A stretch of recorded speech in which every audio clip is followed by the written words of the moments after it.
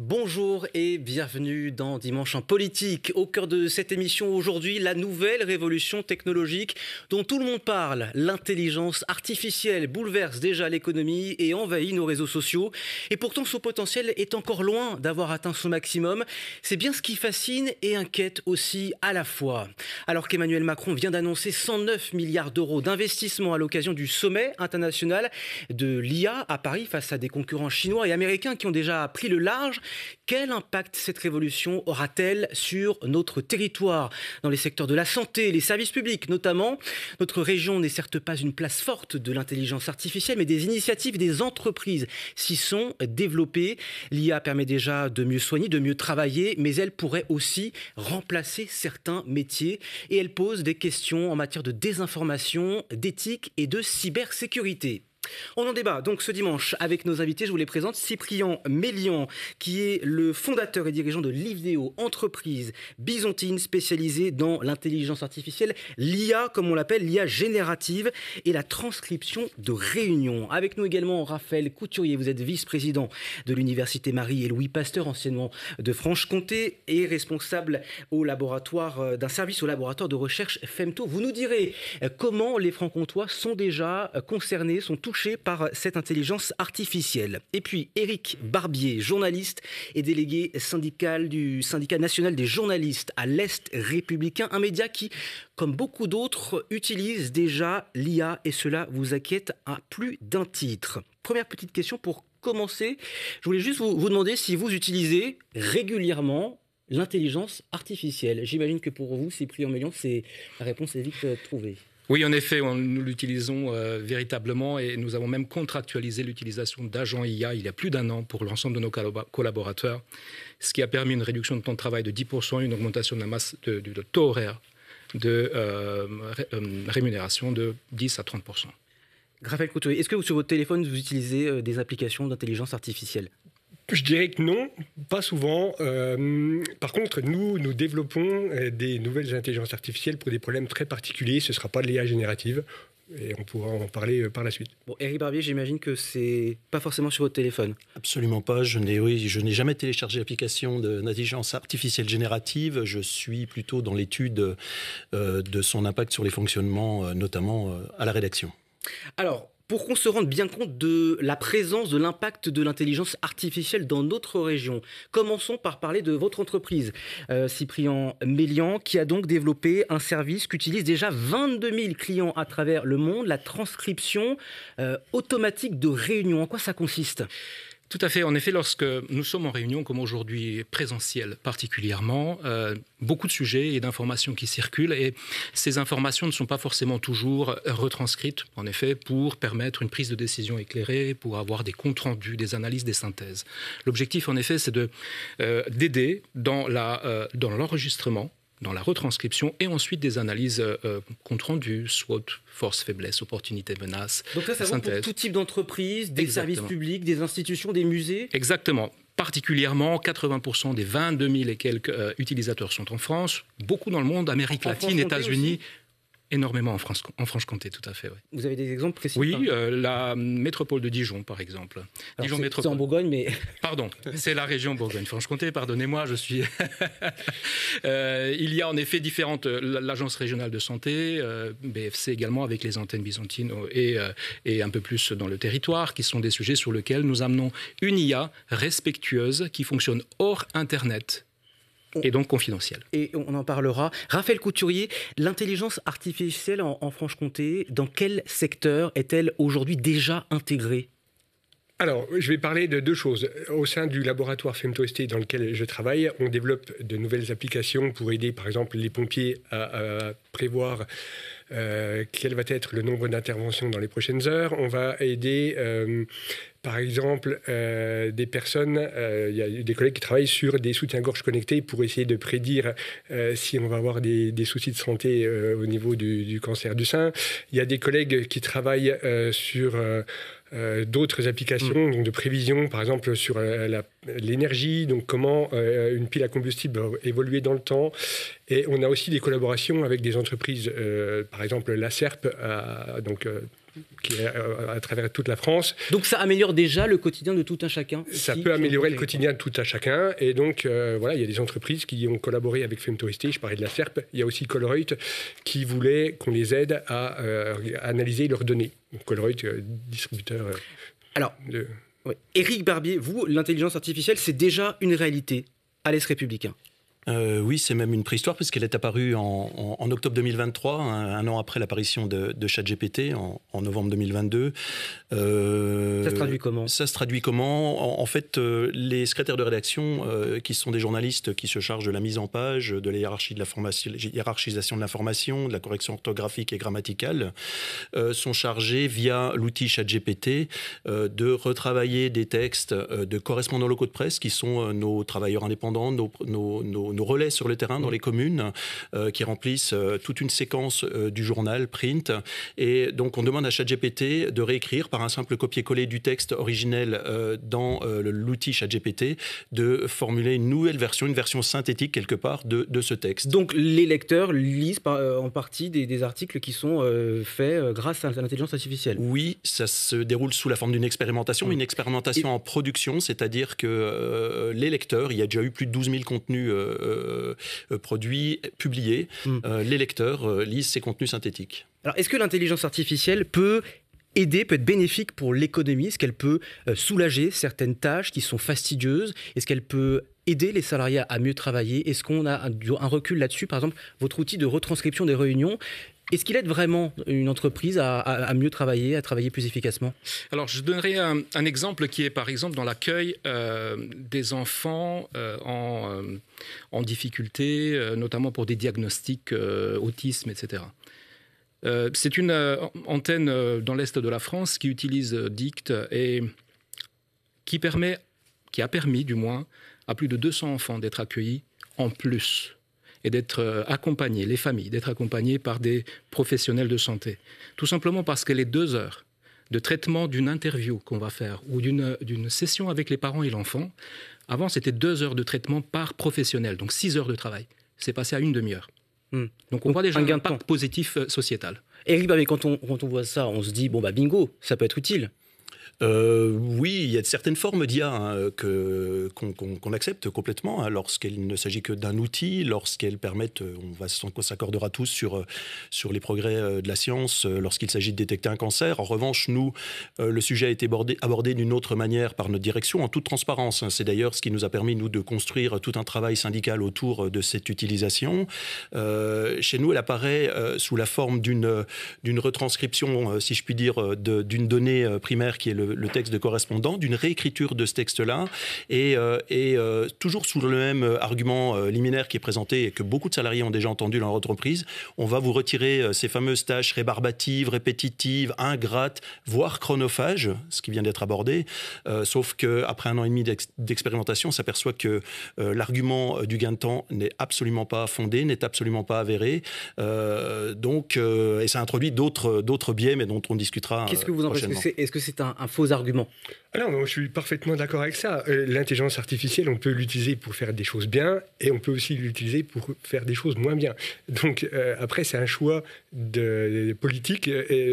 Pourquoi on veut l'utiliser et est-ce qu'on veut l'utiliser pour faire gagner du temps, pour avoir des meilleurs résultats ? Donc, tout se discute et je pense que dans le cas présent, ce n'est pas forcément la meilleure utilisation. C'est un gain de productivité, c'est ça l'objectif de l'intelligence artificielle ? Je pense que la productivité, c'est une chose, mais aussi d'accompagner peut-être dans une forme finalement d'outil. Si on considère un système IA, donc un logiciel, une application, un système qui tourne sur un ordinateur ou un système à interface vocale demain, puisque on sait aujourd'hui que l'inclusion numérique n'est pas, en effet, une donnée à 100% pour tout le monde. Eh bien, le vocal, ce sera quelque chose qui permettra, en effet, d'interagir, d'avoir une réponse instantanée à une situation complexe qui nous aide à prendre une décision, qui nous aide à répondre à une problématique et donc d'aller plus loin, plus vite, mieux, dans le travail que l'on fait. C'est un exemple. Est-ce qu'on peut imaginer aussi qu'elle sera utile, cette intelligence artificielle, dans l'industrie? C'est un secteur important dans notre territoire. Nous avons un territoire qui est en voie de désindustrialisation. Est-ce que l'intelligence artificielle peut aider justement à inverser la tendance? En effet, aujourd'hui, beaucoup de systèmes d'intelligence artificielle existent déjà, notamment sur les chaînes de production industrielle, notamment pour identifier des erreurs sur des pièces, par exemple, avec de l'analyse visuelle. On parle de l'IA, ce n'est pas de l'IA générative, c'est toujours des algorithmes, et je vous laisserai en dire plus, en effet, sur l'essence, finalement, de ce type d'intelligence artificielle. Donc oui, il y a un véritable atout, si, et seulement si, il est considéré sous un angle éthique, sous un angle respectueux, et aligné avec les valeurs humaines, et européenne, française particulièrement. Alors, je vais faire le point juste sur quelques chiffres, qu'on parlait de ces gains de productivité. C'est assez flou, hein. En réalité, les économistes ne sont pas tous d'accord. Certaines études estiment que l'intelligence artificielle entraînera une hausse de la productivité et de la croissance. Et dans une enquête de France Travail de juin 2023, 72% des employeurs interrogés et qui ont recours à l'IA évoquent un impact positif sur la performance de leurs salariés. En revanche, il y a cette autre facette, c'est un peu le revers de la médaille, c'est le risque pour l'emploi, avec un chiffre assez éclairant. 60% des emplois risquent d'être et seront concernés, touchés d'une manière ou d'une autre par l'intelligence artificielle dans les pays avancés. C'est le Fonds monétaire international qui le dit. Alors ça ne veut pas dire que tous ces emplois seront remplacés, mais c'est une inquiétude. Est-ce qu'aujourd'hui l'intelligence artificielle est une menace pour l'emploi ? Ça a été évoqué à l'instant à travers l'interaction entre l'être humain et la machine, et ça c'est déterminant. C'est-à-dire, et tout le monde s'accorde une fois de plus à dire que tout dépendra de l'utilisation qu'on fait de cette IA. C'est-à-dire où l'on positionne l'être humain et la machine dans la chaîne de valeur. Dans votre cas précis à l'Est républicain, par exemple, est-ce que l'intelligence artificielle pourra remplacer des humains, des secrétaires de rédaction ? Complètement. C'est d'ailleurs ce qui transparaît dans le rapport d'expertise qui a été établi suite à cette expérimentation. Aujourd'hui, cette mission confiée à l'intelligence artificielle interfère directement avec le cœur de métier de ces secrétaires de rédaction. Et ça soulève une question centrale, à mon sens, qui est la question de l'agentivité. C'est-à-dire, quelle est la capacité de ces intelligences artificielles ou de ces algorithmes à être autonomes, c'est-à-dire à terme remplacer potentiellement l'être humain dans ses missions qui constituent le sens même de son métier. Et quels sont les secteurs justement de l'économie qui risquent d'être le plus touchés, à votre avis ? Alors, moi, je suis d'accord avec certaines choses qui sont dites, mais pas forcément sur toutes. L'algorithme, il ne va pas nous remplacer directement. Pour l'instant, ça reste un algorithme qui va faire un choix statistique pour dire ce mot-là a plus de chances d'être choisi qu'un autre, et il est capable de générer des phrases. Est-ce qu'il comprend le monde ? Non, il ne comprend rien au monde dans lequel nous vivons. Donc, moi, je n'ai pas peur pour l'instant d'être remplacé. Par contre, il peut remplacer des travaux que l'on fait, et certaines personnes vont peut-être moins réfléchir. Comme qui, par exemple ? Est-ce que vous avez des moi, je suis enseignant, de donc les étudiants, concrètement, qu'est-ce qu'ils font ? On leur pose une question sur n'importe quel domaine, ils posent la question à ChatGPT, et ils vont plus faire l'effort de se casser la tête, parce que c'est à ça que ça revient, pour apprendre quelque chose de particulier. Donc, par exemple, les enseignants, ça les concerne déjà tous maintenant. Et le FMI parle d'ailleurs des emplois qui ont une faible complémentarité avec l'IA, c'est-à-dire que l'intelligence artificielle, finalement, peut totalement remplir totalement les tâches. Ça peut être celle des employés de banque, des caissiers, des services postaux, des architectes, des développeurs web. Ça fait quand même beaucoup de métiers. Vous n'avez pas peur de ça ? Alors, c'est toujours pareil. On peut le voir sous l'angle du verre à moitié vide ou à moitié plein. Moi, je souhaite le voir plutôt comme une opportunité, peut-être en effet, de considérer ces nouvelles formes d'outils qui sont à notre disposition, mais pour faire quelque chose qui est éthique, qui est bien, qui est inclusif. C'est là d'ailleurs nos valeurs au cœur de notre entreprise.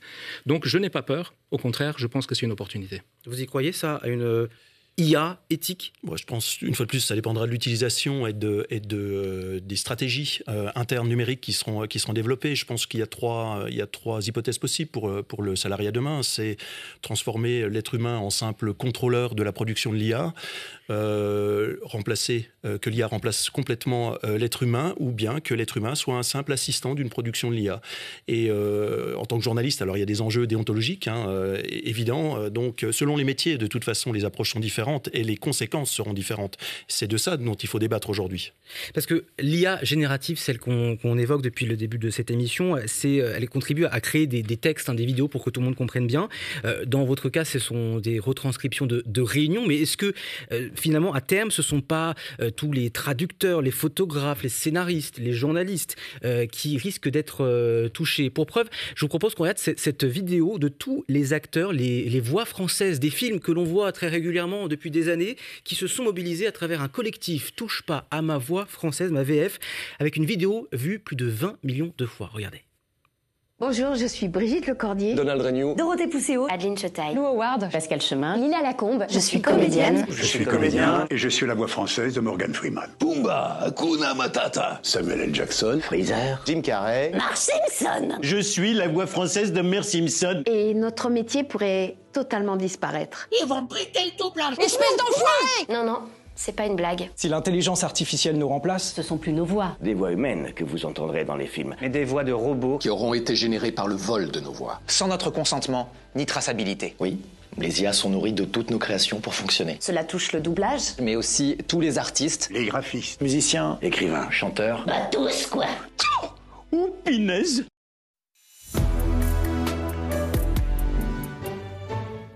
Ces voix, vous les connaissez, nous les connaissons tous. Comment faire en sorte qu'elles ne disparaissent pas?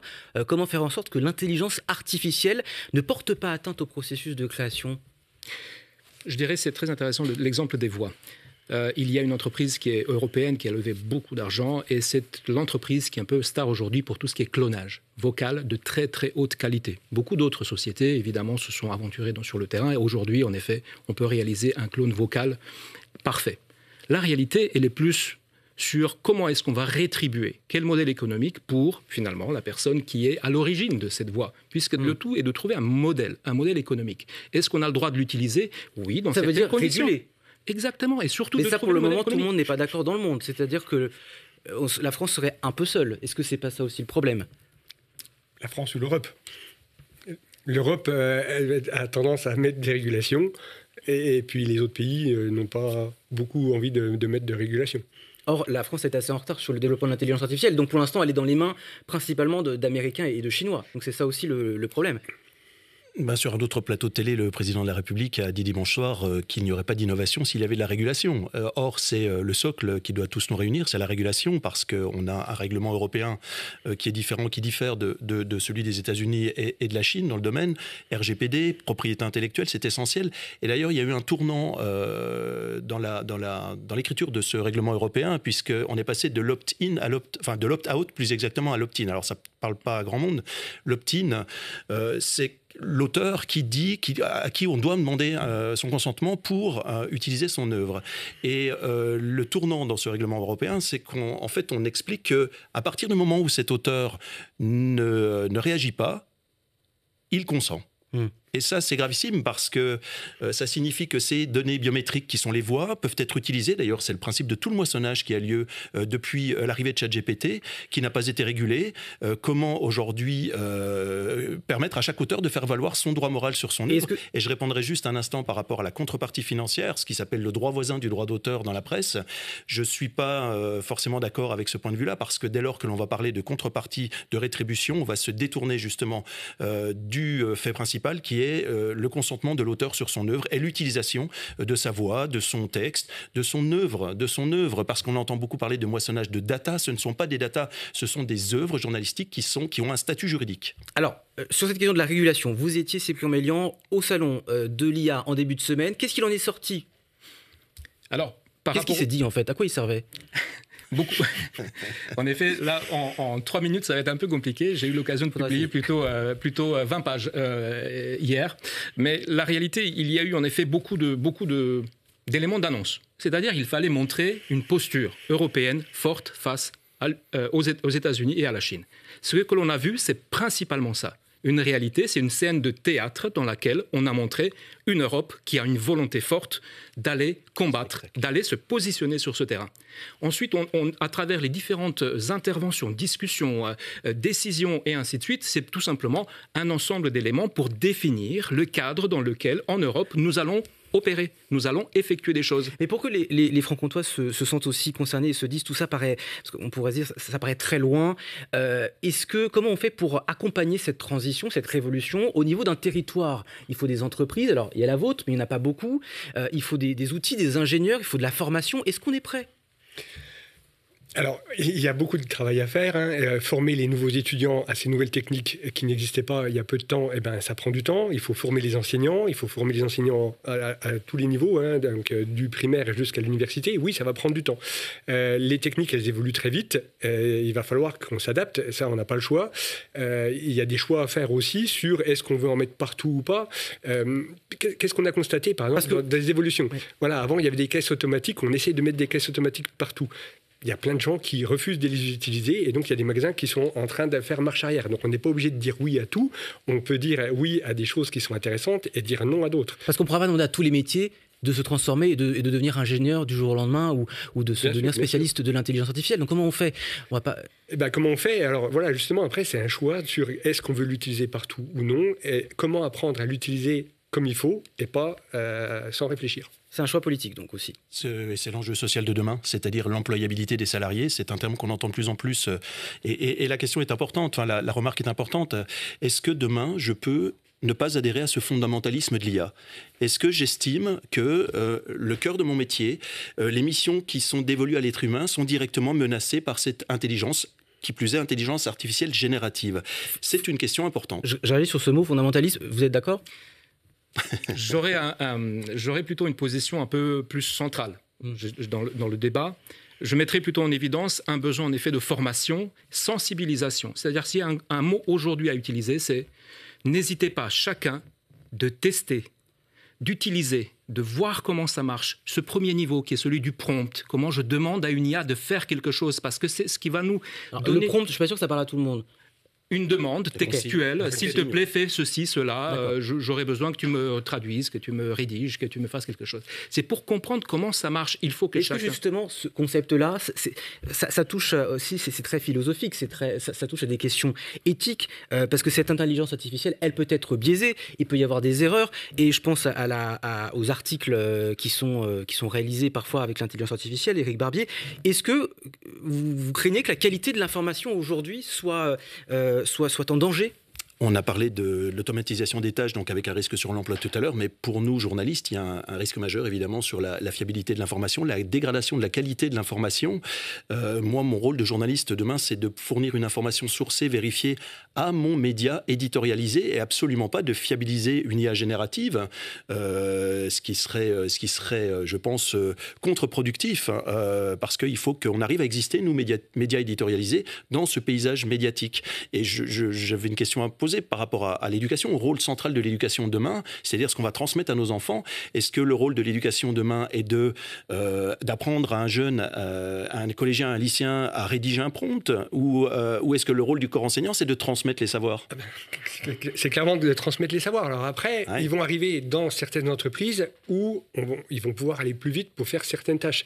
Mais effectivement, alors moi, j'enseigne l'informatique. Certains étudiants utilisent l'IA générative pour écrire du code. S'ils n'ont pas de valeur ajoutée, c'est un problème pour eux. Et je leur dis. Et ça va tellement vite qu'effectivement, il faut qu'on se pose des questions à tous les niveaux. Puis et la question de la protection des données aussi, est-ce que c'est pas dangereux de mettre autant de pouvoir aussi dans les mains de quelques entreprises comme celles de l'intelligence artificielle qui sont développées? Moi, je dirais véritablement oui, il faut avoir à l'esprit quelque chose d'important, c'est qu'en effet, aujourd'hui, nous avons déjà un premier cadre, beaucoup d'informations, de données qui sont accumulées au cœur de ChatGPT, de DeepSeek, etc. C'est les deux majeurs, on va dire, américains, chinois.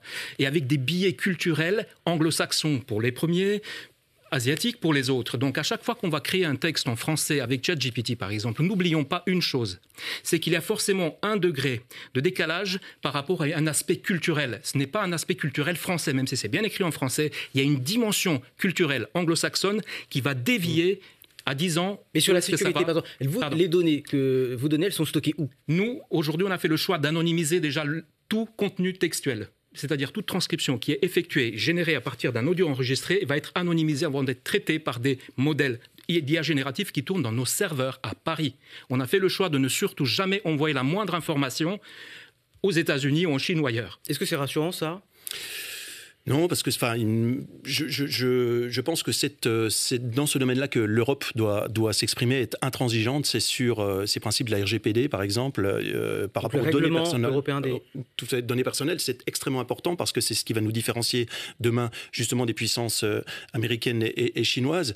Pour répondre à la question, si le pouvoir est concentré sur quelques donneurs d'ordre, savoir des incidences macroéconomiques, on sait aussi l'éthique environnementale, l'impact que ça a sur l'environnement, sur les conditions humaines, avec tous ces jeunes enfants au Congo, en République démocratique du Congo, qui sont malheureusement embarqués dans cette incroyable industrie numérique à cause des métaux rares qu'il faut aller extraire du sous-sol.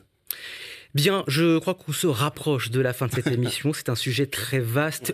Où nous y serons forcément confrontés encore dans les années à venir, j'en suis sûr. Merci messieurs d'avoir été avec nous pour parler des bénéfices et des risques de cette intelligence artificielle qui est déjà très présente dans notre quotidien, sur nos téléphones, mais on l'a vu aussi sur notre territoire dans différents secteurs. Dans quelques instants, Dimanche en politique continue et je vous retrouve avec grand plaisir pour vos journaux d'information. Je rappelle les horaires, demain, 12h25 et 19h15. Très bon dimanche à tous.